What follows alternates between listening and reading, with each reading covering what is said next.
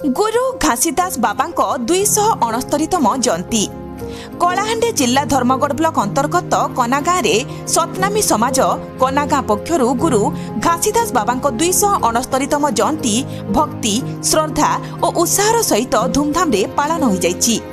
कार्यक्रमर आरंभ में गुरु घासीदास बाबांक तैल चित्र रे धूप दीप जलाई एवं पुष्पमाल्य अर्पण सहित पूजा अर्चना करा जायथिला।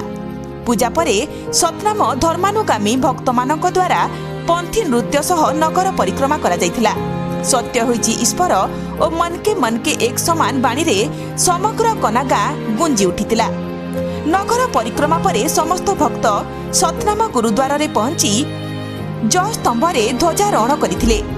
एही अवसर रे गुरु घासीदास बाबांक महान बाणी और आदर्श को स्मरण करा जायथिला।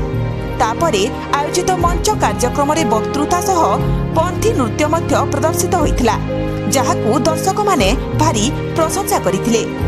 वक्ता माने कहिथिले जे गुरु घासीदास बाबा समाज को सत्य समता अहिंसा और मानवतार पथ देखाइथिले।